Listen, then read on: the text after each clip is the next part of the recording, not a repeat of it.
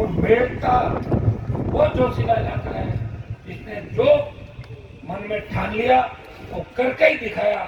और एक रैली कर आपने मेरी जब नई पार्टी 18 के अंदर बनी उसमें खींवसर की जनता, मेड़ता की जनता और भोपालगढ़ की जनता ने हनुमान बेनीवाल को किसान राजनीति के नेतृत्व की तरफ बढ़ाया। आपका बारंबार धन्यवाद और आपका बहुत बड़ा ऋण मेरे ऊपर है। ये जो सत्ता संकल्प व्यवस्था परिवर्तन का आगाज हमने किया, अगर मेरे से पहले 20, 30, 40 साल पहले कोई नेता अगर इसको करते तो मैं वो झंडा पकड़ लेता और आराम से सत्ता के नजदीक चला जाता। लेकिन दुर्भाग्य इस बात का, बड़े बड़े नेता राजस्थान के अंदर हुए, सोची समझी राजनीति के तहत कांग्रेस और भारतीय जनता पार्टी ने किसान नेताओं को सत्ता के शिखर पर नहीं आने दिया, पार्टियां चेंज करवाई, उन पर दबाव बनाया। हम भोले होते हैं, हमें एक दूसरे से लड़ाया और जब सत्ता राज तिलक का समय आया तो हम लोग रूठ के बैठ गए, दूसरी जगह चले गए और राज तिलक दूसरे लोगों का राजस्थान के अंदर हुआ। इन चीजों का हमें बहुत ध्यान रखना। भाइयों, 5 साल का समय आपके सामने था, हनुमान बेनीवाल का संघर्ष आपके सामने था। एक जमाना था जब उत्तर प्रदेश हरियाणा के किसान नेताओं का देश में बोलबाला था, हम भी उनके झंडे लेके चलते थे।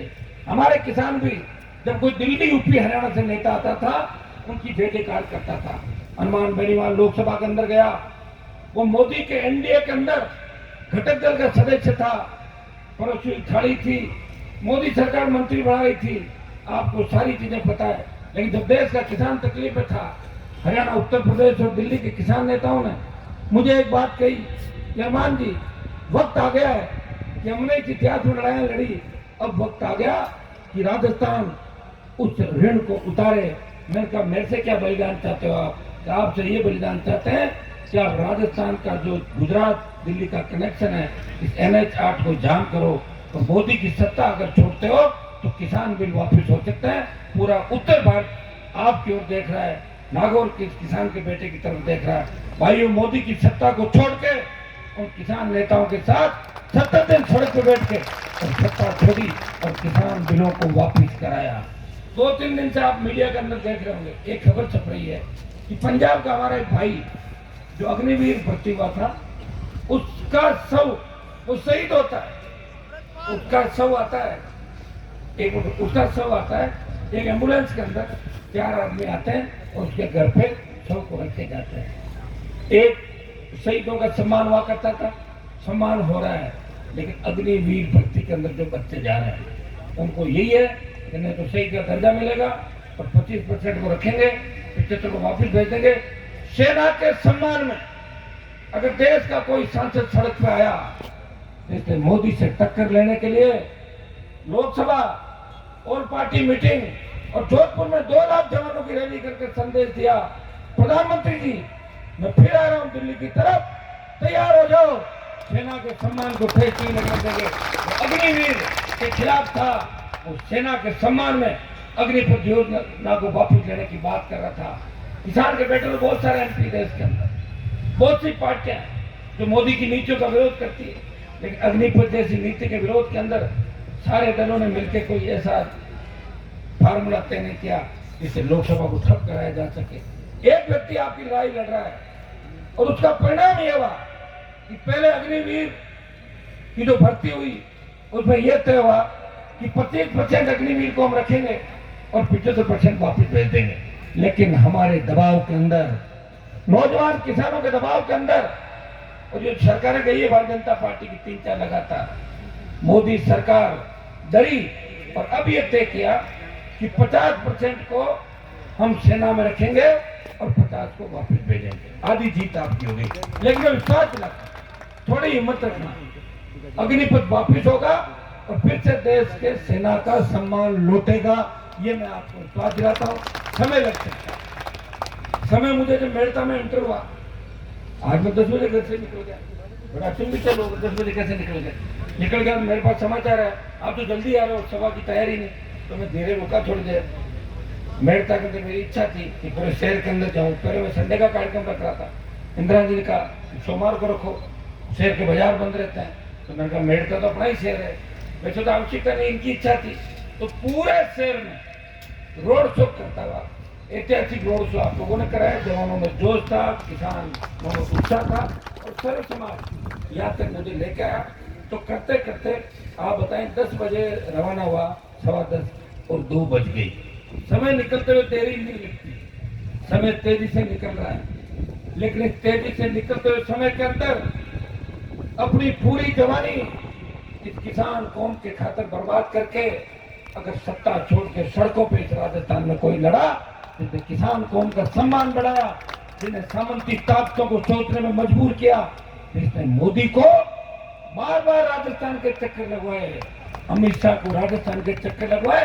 वो नागौर का सांसद है, वो किसान का बेटा है, न वो किससे डरता है, न थकता है, न रुकता है और न झुकता है, टूट सकता है, लेकिन किसान कौम के खातिर हमेशा उसे लड़ता हुआ देखोगे।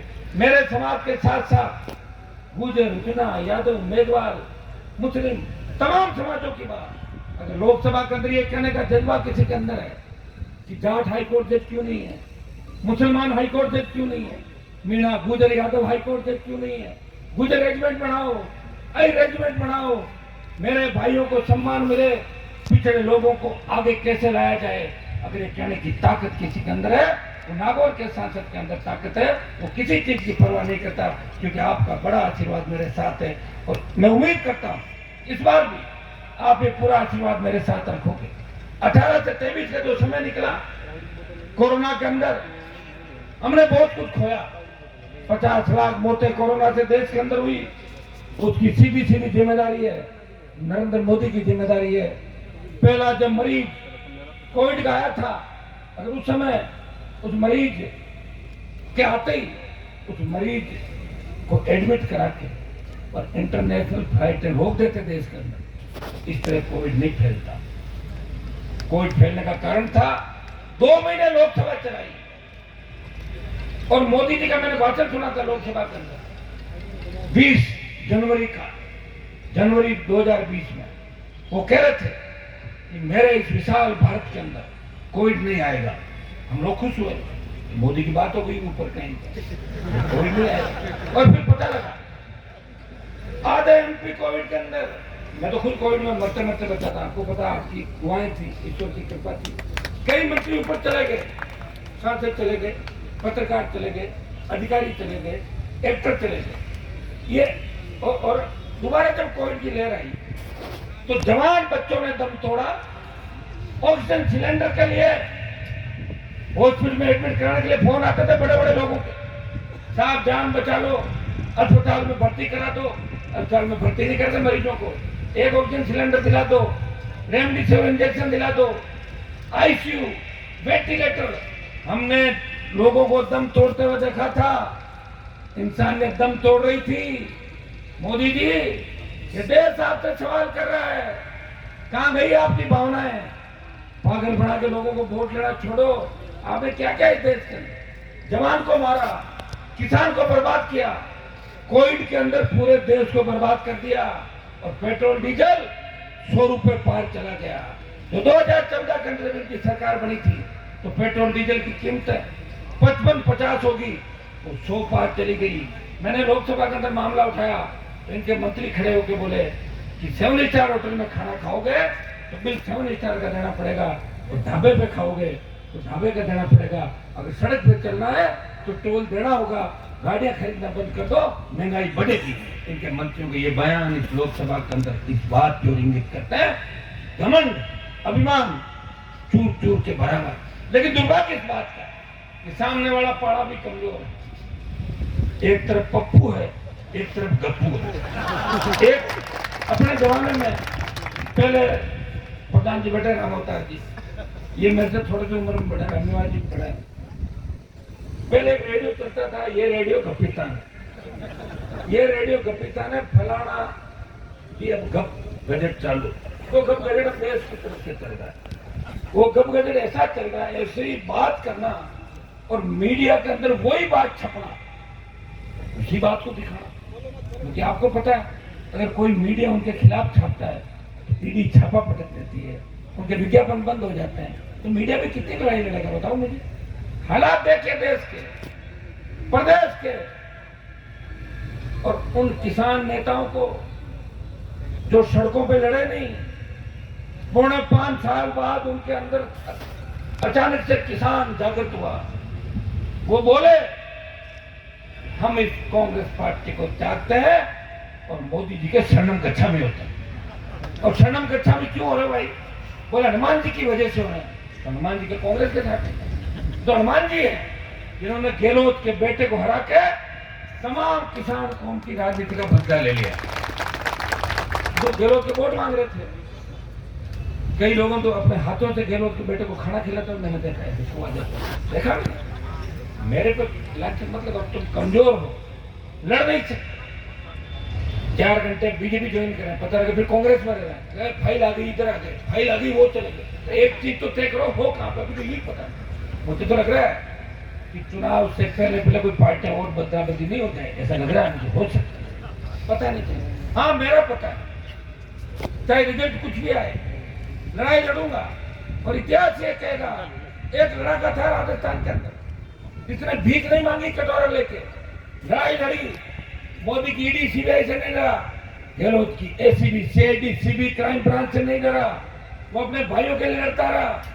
वो भाइयों को साथ लेके चला, शोषित पीड़ित तबके को साथ लेके चला और अपने समाज के छोटे भाइयों को यही संदेश दिया कि कभी के किसी के हित को मारना नहीं है, किसी के हित पे कुठाराघात नहीं करना है, किसी को तंग परेशान नहीं करना है।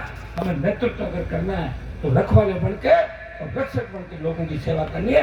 बात अगर किसी ने कही, नागौर के सांसद ने कही। और भाइयों, इसीलिए जो हरा झंडा आप देख रहे हो, ये आपको दिया, बोतल का चुनाव चिन्ह, स्वच्छ पारदर्शी प्रशासन हम देंगे। और ये तय है, इस बार आप लोग अगर बेकार में नहीं आए कांग्रेस बीजेपी से, देखो कांग्रेस के पास बहुत साधन है।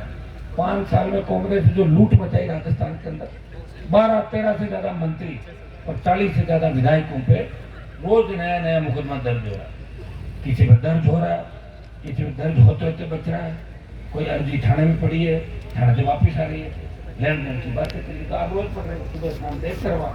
अभी चुनाव का समय, पता नहीं क्या क्या होने वाला। कांग्रेस ने लूट खसोट करी, भारतीय जनता पार्टी बोली नहीं, बीजेपी ने लूट खसोट करी, कांग्रेस चुप थी। एक व्यक्ति लड़ रहा है, वो कह रहा है कि मैं स्वच्छ पारदर्शी प्रशासन दूंगा। कैसे दूंगा? उसके लिए मुझे एमएलए चाहिए। एमएलए कौन देगा? आप दोगे। मेड़ता तो वापस दे दोगे ना एलपी को। तो इंदिरा जी आज ज्यादा भावुक हो गए तो आज ऐसा होता है कि चुनाव के समय या कोई अच्छा मौका आता है तो कहीं कहीं अपने लोगों के बीच जब नेता आता है उसको याद आती है 5 साल में मेड़ता के अंदर विकास हुआ। जितना नागौर के खींवसर और नागौर क्षेत्र में, संसदीय क्षेत्र में दिल्ली का पैसा आया, उतना राजसमंद पूरे का अलग छोड़ दो, अकेला मेड़ता में दिल्ली सरकार का पैसा आ गया। काम चालू कर मानव जी बैठे गोटन का जो रात्रि आशोक से होता हो मेड़ता का जो रोड लगेगा बिना टोल के, शानदार रोड शुरू हो गया। समय लगता है क्योंकि आजकल क्या है कि जो चोर बेईमान ठेकेदार है वो तो इस इलाके में आने से डरने लगेगा। हनुमान जी बैठे हैं, परेड कराएंगे, बोलते हैं, कॉपी नहीं डालते, मना के कॉपी डलवानी पड़ती है कि कॉपी नहीं, आप तो कहते हो काम नहीं हुआ, तो कहते हैं भाई थोड़ा बहुत ठीक करके कोबोरे साहब नहीं, शिकायतें बहुत होती हैं वहाँ, काम हम गलत नहीं करेंगे तो खाएंगे क्या? अरे इतना बिलो मत डालो भाई, 20%, 30%, 40%, तो लोग हमसे जवाब पूछेंगे। सड़क बनी महीने बाद सड़क का पता ही नहीं चला। एक सड़क देखी थी मैंने परबत से देगाना के बीच, आप जो भैरुंडा की सड़क, जो बरसात के अंदर बह गई सड़क, रामनिवास की पूरी सड़क बह गई। मैंने शिकायत करी उस सड़क की, मैंने कहा मुझे इस बात की चिंता है कि सड़क बह के चली कहाँ गई, सड़क को ढूंढो एक बार लाओ। तो पता लगा कि सड़क बनाने वाले अपने ही लोग थे, अपने मतलब किसानों के लड़के थे। मैंने उनको पकड़ा, ये क्या क्या साहब मर जाएंगे, तुम मर कैसे जाओगे, तुम्हें किसी ने रोका नहीं क्या? बोले रोकते कैसा? एमएलए साहब को उनसे बात हो गई थी हमें देवगढ़ पर्वत से, इसलिए हमने क्या सोचा कि आप भी आ जाओगे। मैंने कहा मैं तो कहीं भी आ सकता हूँ राजस्थान में, मेरी पार्टी है, मैं एमपी हूँ। देवगढ़ रोड पर देखो कब बनी, कैसे बनी, क्यों बनी, रोड खराब तो जांच आ जाती है। तो ये स्थिति थी। फिर 2 महीने का समय मांगा तो सड़क को ठीक किया। 1 करोड़ रुपए अगर पर किलोमीटर किसी रोड का मिले और सड़क 3 महीने में नहीं चले वो रोड का पैसा किससे वसूलेगी सरकार? जनता से। टैक्स किसमें लगता है? आपके ऊपर। हर जो ये करा ना, पर ये फ्री कर दो, वो कर दो, ये कर दो, ये टैक्स आपको देना पड़ता है। किसान का मूंग, किसान की मूंगफली अगर बाजार मंडी में जाती है, थोड़ी सी दागदार हो गई, ये तो दागदार वापस ले जाओ। ये तो मैं बैठा हूँ आप पे 15-20 साल से, प्रयास कर रहा हूँ, कोशिश कर रहा हूँ। नहीं तो जिस तरह के लुटेरे नेता हैं, जिस तरह का सिस्टम, कई अधिकारी नागौर में पोस्टिंग तो करा लेते हैं, उनको बाद में पता लगता है या नागौर गलता के हनुमान बैठा हुआ है, मतलब वैसा ही नागौर होगा पहले की तरह। तो मौज मस्तियाँ नहीं कर पाते, और अति कोई कहेगा उसको भुगतनी पड़ेगी। और यहाँ के अंदर मैं मेहता कॉलेज में आया था, ये छोटी बहन आयुषी बैठी है, रामनिवास जी, ये सरपंच साहब बीघा सर, 50-60 लोगों ने कहा कि रिया में कॉलेज खुलवाना। मेरी बड़ी इच्छा थी, और चूंकि प्रधान जी और हमें तो राम अवतार जी में तो वो वक्त भी याद है, भूर सिंह जी दांगाबाद शिक्षा के लिए बहुत प्रयास करते थे, हम दोनों साथ ही थे उनके। मेड़ता में पहले लोग कॉलेज नहीं पढ़ना देना चाहते थे, लोग चाहते थे कि मेड़ता में एजुकेशन नहीं, शिक्षा नहीं, ताकि मेड़ता के लोग पढ़ लिख के आगे नहीं आए। ये सोच कैसे आई, क्या आई, आप भी जानते। हमारे पुराने नेताओं ने प्रयास नहीं किया, और उन्होंने प्रयास करके कॉलेज को बढ़ाया। मेड़ता के अंदर कॉलेज बनने से सोच बदली, हमारे बच्चे पढ़ने लगे, हमारी बेटियां पढ़ने लगी। लेकिन रियाद सेक्टर के अंदर सबसे ज्यादा बजरी हमारी निकलती है। खेत हमारे, बजरी को बजरी माफिया ले जा रहा है, सारा पैसा। उसके खिलाफ राजस्थान में किसने लड़ाई लड़ी? एक व्यक्ति ने लड़ाई लड़ी, उसको भगाया। आप आराम से काम करने लगे, इतने माँ वापस भी लड़ दिए। मैं क्या करूं बताओ मुझे? अरे मैं क्या करूं? मुझे ये भी चिंता करनी पड़ती है। आप लोग जोश में होश भी रखो। एक बजरी माफिया को भगा दूंगा और अपने आपस में अगर लड़ लेंगे तो क्या फायदा इन बातों का? बताओ। सोच समझ के अगर निर्णय करें तो तकलीफ नहीं पड़ेगी। रिया की कॉलेज की बात इन्होंने कही, इन्होंने हमें कहा, देवगढ़ एमएलए साहब लंबे समय से लौड़ा दे रहे हैं हमारे, रिया में कॉलेज में बढ़ा रहा हूँ साहब, ये तो नहीं है। मैंने कहा बिल्कुल नहीं है, सरकार तो मेरी नहीं है, सरकार गहलोत की है। लेकिन गहलोत की सरकार में अगर मेरा कागज चला जाता है तो सरकार में बैठे लोग इस कागज में गौर करते हैं कि हनुमान जी का कागज है, इसे ना करें या हाँ करें, कहीं ना करते हैं तो दिक्कत कर देगा, तो हाँ में ही फायदा है। तो मैंने कहा कि मैं रिया के कॉलेज की घोषणा कर रहा हूँ। घोषणा तो मुख्यमंत्री कर रहा है, मेरी आदत कर दी मैंने घोषणा। बड़ी दिक्कत हुई, कांग्रेस पहुंच गया। अरे साहब हनुमान जी को रोक लो एक बार, इस वजह से अगले में कर लेना, अगले में कैसे, इसमें ही करनी पड़ेगी भाई। रिया में कॉलेज खुलता है, कॉलेज खुलवाने के बाद किसी ने कहा कांग्रेस के 2 नेता जो एक ढाबा नहीं खुलवा सकते, वो वहाँ रिया का तो कह रहे हैं हमने खुलवा दिया, हमने खुलवा। ये बात सही है, उनको नहीं पता कॉलेज कहाँ खुलती है। उन्होंने प्राइमरी स्कूल नहीं खुलाई कभी जीवन का, कौन से काम करते थे कैसे जानते हो आप। लेकिन ये लोकतंत्र है, इन पर कोई व्यक्ति खड़ा होकर कह सकता है कि मैंने ये काम कराया, और अच्छी बात। मैं चाहता हूँ कॉलेज खुलवाई, एक और कॉलेज खुलवाओ। पहले जब मैं आया था